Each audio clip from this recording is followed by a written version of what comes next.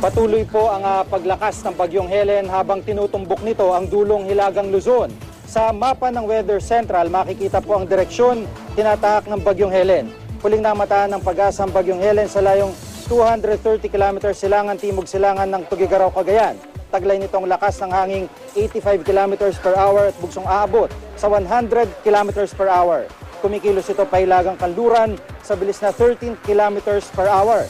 Nakataas po ngayon ang signal number 2 sa Cagayan, kabilang ang Cagayan at Babuyan Group of Islands, Isabela, Apayao, Kalinga, Ilocos Norte, Abra at Batanes Group of Islands. Signal number 1 naman sa Aurora, Quirino, Nueva Vizcaya, Ifugao, Benguet, Mountain Province, La Union at Ilocos Sur. Sa datos na nakalap ng Weather Central, ang ulan na nararanasan sa Metro Manila, Southern Luzon at ilang bahagi ng Western Visayas ay dahil sa habagat na pinapaigting ng Bagyong Helen. Makikita po sa mapa na tinatahak ng bagyo ang habagat patungo sa hilagang silangang bahagi ng bansa. Sa rainfall forecast, makikitang halos buong Luzon ay natatakpan po ng kulay berde. Ibig sabihin po niyan, malaki ang tsansang umulan sa mga lugar na iyan. Ang mga lugar naman na kulay yellow at orange, lalong malaki ang tsansa ng pagulan. Mamayang gabi dadaan sa Batanes ang Bagyong Helen.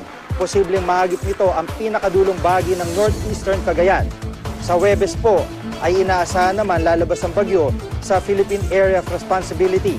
Patuloy pa itong lalakas bago tumbukin ang China. Inaasahan magiging maulan po ang buong Luzon bukas. At ulanin din po ang kanlurang bahagi ng Visayas. Pero sisilip ang araw sa gitna at silangang bahagi ng rehiyon. Mas magandang panahon naman ang mararanasan sa Mindanao, pero may tsansa pa rin ng pag-ulan. Ano man ang panahon, magplano, magsiguro, makibalita sa GMA Weather. At para po sa karagdagang impormasyon, kaugnay pa rin po ng Bagyong Helen, makakausap po natin si Ginong Chris Perez, weather forecaster ng Pag-asa. Magandang hapon po sa inyo, Ginong Perez. Magandang hapon din po, Jiki. Opo, at ngayon po sa monitoring nyo, kumusta na po yung Bagyong Helen at gaano po kalapad at kalakas itong bagyong to ngayon? Jiggy, sa mga oras nga ito ay patuloy pa rin nasa dagat ang sentro ng Bagyong Helen. At kaninang alas 4 ng hapon, ito ay tinatayang nasa layong 230 kilometers east-southeast ng Tugigaraw City. So inaasahan po natin na heavy to intense ang mga pag-ulan sa within the 250 kilometer radius ng nasabing bagyo. So ibig sabihin, 500 kilometer diameter, heavy to intense rainfall po. Kaya nga po yung mga lugar na under storm warning signals ay patuloy po nating pinapalahanan na mag-iingat sa mga posibleng pagbaha at pag-uho ng lupa. Ganon din po yung taglay na lakas ng hangin nito, maaari rin magdulot ng mga maalon hanggang sa napakaalong karagatan sa mga lugar na may public storm signals number 2 and 1. Kaya patuloy pagpapaalala natin sa ating mga kababayan na wag na pong pumalaot sa mga nabanggit na bahagi ng karagatan. Mang Chris, ibig sabihin lumapad pa ito kasi kahapon sa pagtaya ng Pag-asa, nasa 400 kilometers yung diameter niya. Opo. Ngayon 500 lumapad na. po ito ng around 100 kilometer in terms of sa diameter. Kaya nga po at yung sakop nitong paulan sa ngayon yung offshore range ay naging mas malawak.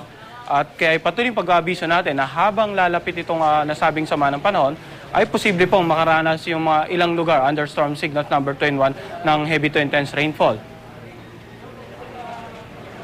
At yun hong pagdaan niya, parang 13 kilometers per hour, parang suyod siya, medyo mabagal din, ano?